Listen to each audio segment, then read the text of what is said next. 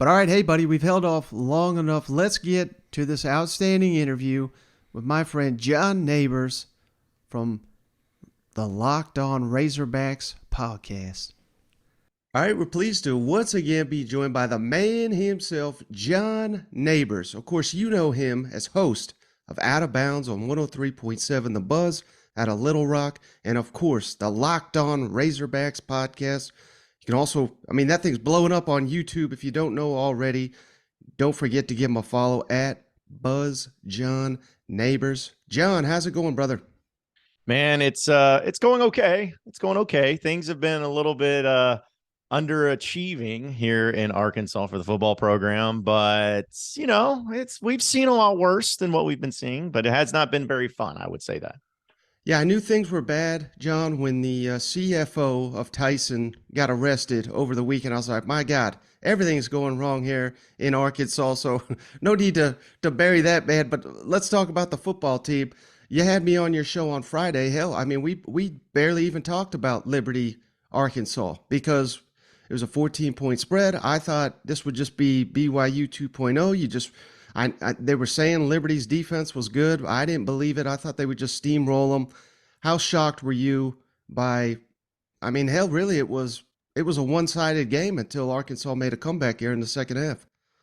Yeah, Mike, I think that there has been very few games, especially under Sam Pittman, where I have left completely and totally confused by the team. Now, there's been times I've been confused by the officiating, but by the team themselves, I did not understand anything, because I was talking about this, where it's one thing where if you lose to any team, because first off, Liberty's a good team. I'm not saying that Arkansas should have lost that game, but they are a really good team and well coached by Hugh Freeze, so got to give them credit.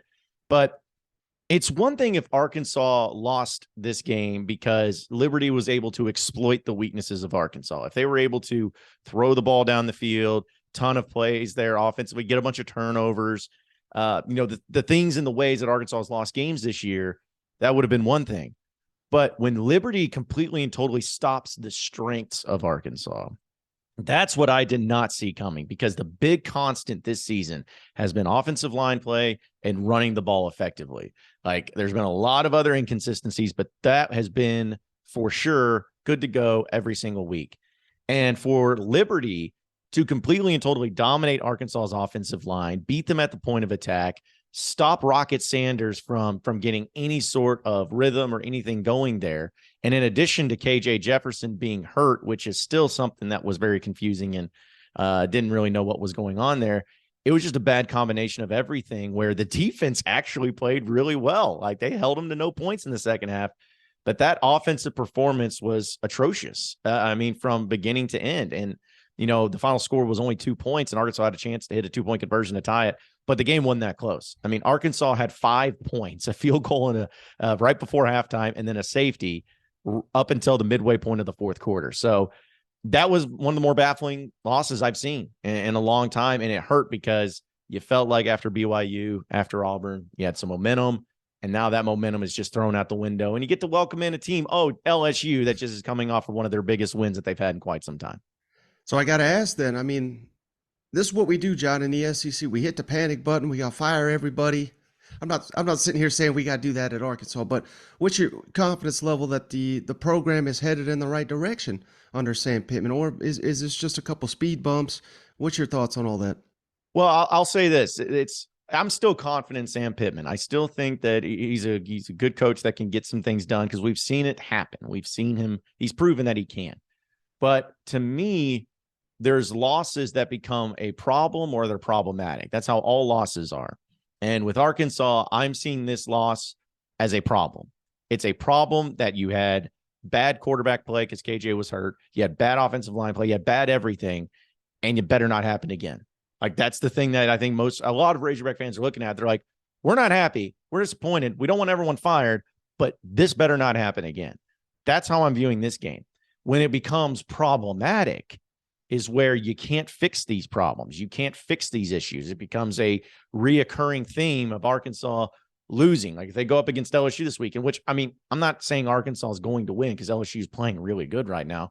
But if they go out there and play like they did against Liberty, it becomes problematic. And suddenly people start wondering, okay, this is something that keeps happening. Something needs to change. It's not going to be Sam Pittman. Nobody's wanting Sam Pittman fired, but do they need to make a change at a coordinator position? Do they need to make a change in some other positions? Like, you can't expect with the way things were going and then to have an ending like it's might be setting up to be for Arkansas, where they may barely get into a bowl game. You just can't have that and expect everything to be status quo the next year. So I think everybody's still good with Sam Pittman. Nobody's wanting everyone fired. There are some people that want Kendall Briles gone. But overall, I think that it's one of those ones that just you can't do it again. It cannot happen again. You get your one, it can't happen again. Now, I recently had Stephen Lasson, senior editor, Athlon Sports, on the show, and we were talking about Arkansas down the stretch. This is one of the teams I'll be most interested to see, because you could talk me, John, into 3-0. You could talk me into 0-3, and virtually anything in between. Do you think that's a fair statement? Or I mean, do you have a good idea what Arkansas is going to do these last three games, or is it kind of a mystery? I mean, I still think they'll beat Missouri. I know that Missouri is an interesting team where they have played well at times. And, I know they gave Georgia all they wanted, but I thought that was more about Georgia just playing bad more so than Missouri playing well. But I think it's hard for me to sit here and say that they're going to beat LSU or Ole Miss. And LSU especially, because LSU is surprising a lot of people and surprising me. I didn't think that they would be playing as well as they would be at this point in time, especially the way they started. And yeah, I don't have confidence in that right now. So I think that they'll go 1-2. I think that they'll get at least one more win. 2-1 if they really turn it around. And that one other win would be probably against Ole Miss, because I still think Ole Miss has some weaknesses that can be exploited. Not saying that Arkansas is a better team than Ole Miss, but they have some weaknesses that can be exploited. But I think that might be the best case scenario of this team getting two more wins and getting to 7-5, because finishing out at 8-4 and finishing 3-0 with the way that this team performed this past weekend, it's really just hard for me to have confidence in that. Now, you kind of hit on this already, but is this do you think a coaching issue? Is it injuries to key players? Is it a leadership issue? Maybe it's all three. Why do you think it is that there's a lot of these slow starts and inconsistent performances from Arkansas? Well, Mike, I mean, and just going off of what we see in college football and in sports in general, if you get off to a slow start consistently, that's a coaching issue. I mean, it is. And now, is it solely on Sam Pittman's feet? Maybe not. I think, because here's the thing. If you look at the numbers, Arkansas this year has gotten down 17-0 in Missouri State to start the game. They got down 28-0 against Alabama. They got down 21-0 against Mississippi State. They got down 21-0 against Liberty. Those are 4 games they got down by at least 3 scores. And Mike, 3 of those were at home in Fayetteville. That is a problem. You can't have that, man. Like, I get that there's going to be times where teams are going to get ahead of you, but you're at home. The atmosphere's there. They're riled up, and that's how you start. There's coaching. That's a coaching problem. And so I think, and this is just my reckless assumption, my reckless opinion on what it is, and just by knowing Sam Pittman and talking to him, what it looked like to me, at least in this game against Liberty, is that Sam Pittman allows his coaches to coach, which is a great thing. He's like, hey, my coordinator is going to run the offense. My defense coordinator is going to run the defense. I'm going to let them do it. And then I'm just going to be there as kind of managing, which is it can be a really great thing. But it seemed like, at least in maybe some of these games, that he's just like with Kendall Briles and the KJ Jefferson injury and not putting in Malik Hornsby when you could tell he was not 100%. Sam Pittman said, I asked Kendall, and he's like, hey, KJ's our guy. And so what that kind of took that as maybe Sam Pittman's just saying, hey, whatever he says, we're good with. And that's just my opinion of kind of putting the pieces together. And I think that that's maybe why there has been some issues where I like Kendall Briles. I think he's still a really good offensive minded guy and a coordinator that's really good. But I do think that there are some things, though, that he'll do just here and there that'll be pretty detrimental. Like he'll have all these numbers and all these stats, and it'll be really good when it looks good, when it's going, like against BYU, like against Auburn. Man, it is clicking and it's pretty. But if there's like one little big decision that he ends up making that ends up costing him or putting the offense back, you see the results of it. So it's got to be a coaching thing. And it's not me saying I want Sam Pittman fired, but you can't be having consistent starts of getting down by 3 possessions, especially at home, and expect to win games. That is a major problem that has to be addressed. And you keep referencing KJ Jefferson. Clearly he's limited. Do you have any idea the severity of his injury and if that's going to get better this season? And I'm not sitting here saying he's a bad quarterback, because if you match up his numbers with Jaden Daniels, they're basically identical. Yet we got LSU fans saying this guy's a dark horse Heisman, and it's because they're winning football games. So I'm not sitting here saying KJ's bad, but if he is as banged up as he was against Liberty, it seems like it'd be a good idea to roll with Malik Hornsby. Where do you stand on that? Well, Sam Pittman said, take it for what his words are, but he said that KJ's feeling much better now, and he's going to be good to go. He says that he's been throwing in practice, because last week he didn't throw in practice at all. And I think that was a big part of it. Malik Hornsby was taking the first team reps and throwing the ball, but nobody knew who was starting. Not like Jaden Hazelwood, the wide receiver, even said in the press conference after the Liberty game, he's like, we had no idea who was going to start until they said KJ starting. I think that was a big impact too. But we don't know the severity. All that Sam Pittman would reveal that it was like a clavicle area somewhere up here. So, that may be hindering his arm a little bit. But that was what was so uncharacteristic, Mike. I don't know how much you got to see of the game, but I was there. And I cannot tell you how many wide open touchdown wide receivers that he missed. I mean, there was a play where Matt Landers was so wide open, he could have done cartwheels into the end zone, and he got frustrated. He just stood there after the play and stared, because he's like, dude, I was wide open. And so I don't know if it was maybe his fear of throwing too far. I don't know if maybe they just medicated him up to try to, get him to fight through the pain. Whatever it was, it was definitely hindering him. And if Sam Pittman says he's feeling better, then go with KJ. But I'm telling you, Mike, if Razorback fans there in Fayetteville at 11 a.m., if they get down 14-0, and they see KJ doing the same stuff that KJ was doing against Liberty, they're going to start chanting for Malik Hornsby.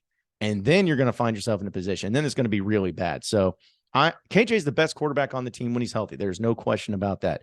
But if you can't pull the trigger and put Malik Hornsby in there when it is clear that KJ is having a major problem, then something needs to happen. That is not going to be a winning recipe for anybody. And so I'm going to assume that KJ is going to start. I'm going to assume he's healthy. But if you can tell he's not healthy, there's going to be some problems.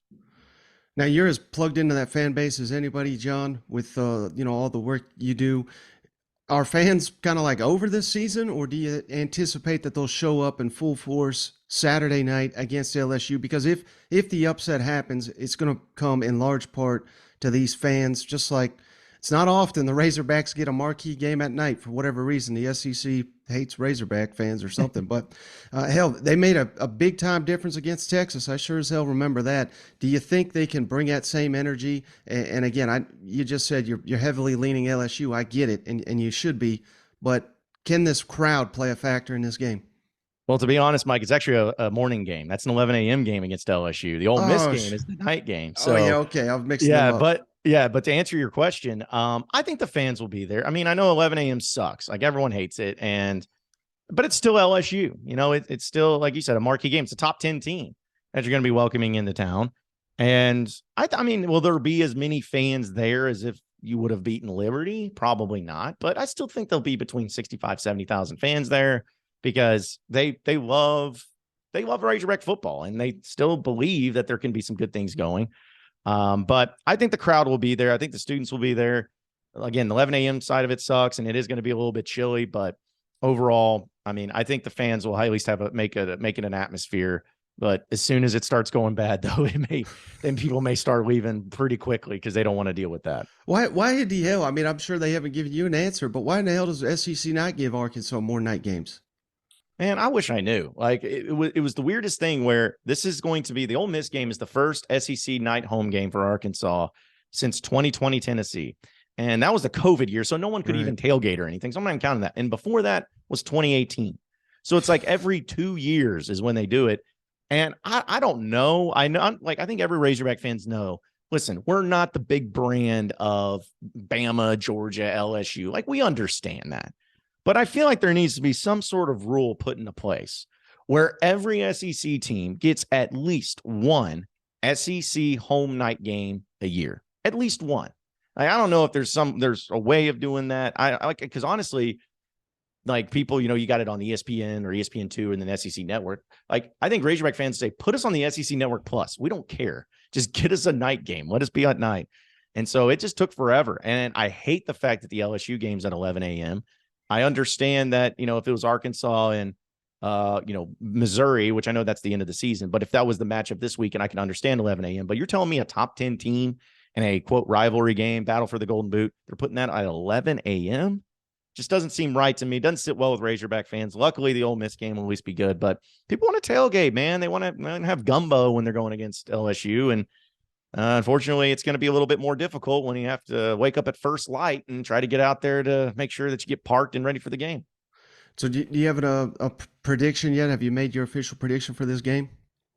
I mean, I haven't had anything official. I am leaning towards LSU because it just until Arkansas shows me something different, it's hard for me to pick them right now. But I do believe, I'm hoping that Arkansas starts off better. I'm hoping that they don't like put themselves in a bad position and put themselves in a, 3-score deficit to try to climb back out of. If they don't do that, if they start off good, if they start off strong and make it competitive, if at halftime it's like a 1-score game or maybe even lead or something, I think Arkansas will be all right and maybe even a chance to win. But I just don't, if they get in that big deficit, it's going to be bad early. But I do believe LSU will win. I think hopefully because it's a rivalry game and hopefully they learned from last week, it'll be closer. But I still think at the end of the day, LSU is going to win something like 35-24, maybe something like that, 35-21. And that's also assuming KJ Jefferson's healthy, because I like Malik Hornsby, but here's the thing. Malik he's not as good of a thrower. He's not as good of a decision maker. He can run, man. He can run fast. But if he has to play and the running game can't get going, it's a bad look for Arkansas. So that's all assuming KJ Jefferson's healthy, which I hope he is. And the last thing I got for you, John, sometimes I know what I'm doing on social media. I got to admit it. And when you said something like, Athens, that was the toughest environment I've ever seen. I retweeted you during the Tennessee week because I knew. Yeah, thanks for that. Vol Twitter would jump on your ass, but you were 1,000% right. And I even cited the reason you put that out there. I mean, Arkansas, Georgia, what a colossal matchup that was. College game day. That was a showdown of undefeateds. And Arkansas looked rattled as hell, just like Tennessee did last week. So did you at least feel vindicated after putting that out there? Well, here's the thing. Like, first off, I never said anything about Tennessee. All I said, and that was just my experience. Like, I didn't say that, oh, yeah, it's Sanford Stadium. You've never been to Neyland. Exactly. And I admitted that. I admitted that I'd never been to Neyland. And so that's what made it so funny, is because all I said is that Sanford Stadium. And listen, I was with all my friends, and we've gone to different stadiums, different games. We have never heard anything like that, especially for, I guess, a noon kickoff there in Athens. Never have experienced anything that loud. And I was like, if they do that against Arkansas at 11 a.m. or noon, can't imagine what they're doing against Tennessee. So that was my whole point. And then them coming after me, like, listen, Vol Twitter is the worst Twitter. And I think they pride themselves in that. But I have never seen more grammatical errors, more misspellings, more like idiotic, sensitive people that get so fired up about something that had nothing to do with Neyland Stadium at all, like nothing to do with Tennessee, but they just get in their feelings, man. And I honestly, I did not care one way or the other about Tennessee, but after going through that, I'm like, I hope Tennessee gets smoked by Georgia. And they did. Like, that Georgia showed that they were the better team that day. And so it just made me happy, because I'm like, see, and like you said, what was it, like 8 pre-snap penalties that Tennessee had, something crazy like that? I'm like, but Eric Ainge said it wasn't that loud, dude. Okay, you played back when it was like the Mark Richt days, like this is a whole new animal here. So I just thought that was really funny, and I was really happy that Georgia won, because I'm like, listen, I get Tennessee, you have a great season, you have a great team going on, you were deserving of being the number 1 team, but just because it's like, I think I even put out the comparison. I'm like, it's almost like somebody giving a people a superpower, like, and saying, okay, with this comes great responsibility. You've earned it. Here's your superpower. You're good to go. And then the first time that somebody says to that superhero, being like, hey, how come you have superpowers? They burn the city down. Like, that's how it was. It's like they just react so ridiculously over the smallest of comments that had nothing to do with them. So, I mean, again, they're passionate, man. They got passion, and who knows? They'll probably still get into the college football playoff if it plays out the way I think it will. But I mean, listen, Sanford Stadium, I think that probably shut some people up about, oh, yeah, it's not that loud. Oh, Neyland Stadium's loud. Or maybe it is. But don't give me this decibel crap either of what they put up on the Jumbotron. It's like, oh, get loud. Oh, that's accurate. That has to be accurate, 100%. And then I kept getting screenshots and stuff of them sending, look what, here's proof of it. I was like, oh, what you mean from the official University of Tennessee football website? That's what they said. Oh, I'm going to believe them. So I just thought it was so funny that something so dumb like decibel levels made an entire fan base lose their minds. It was just the weirdest but funniest thing. All right, before you go, John, tell everybody what's the best way to find all your work. Yeah, you can follow the Locked On Razorbacks podcast, the #1 Arkansas Razorbacks podcast in the entire world by far. You can do that on anywhere podcasts are found. I have a YouTube page as well. Over 4,000 subs just in the past 8 months. So it's growing rapidly. So you can find me on there. My Twitter, Instagram, all that's Buzz John Nabors, very easy to find too. And I'm also on 103.7 The Buzz here in Little Rock. If you're ever in the area, or you could stream it on the 103.7 The Buzz app, 1 to 4 out of bounds each and every afternoon. Yeah, and I'm on there every Friday during the season, I'm making a fool of myself. So check it on out. All right, Shane. So hey, how about it? I really got John going there with talking some Tennessee there at the end. When Vol Twitter's your enemy, you are in for a rough week. You know what? Isn't it wild that I don't, maybe because I'm in it so much that I don't see it? Everybody says that we're violent and maybe I'm not following the right people or something, but I don't see it. I think we're very passionate, but Yeah. no, I'm giving you a hard time. But I saw how you set that out there. I was like, golly, here we go. Oh, you had to mute the notifications on that one. We even know Don't some worry, of I've the been people on that that. were attacking him. You know what?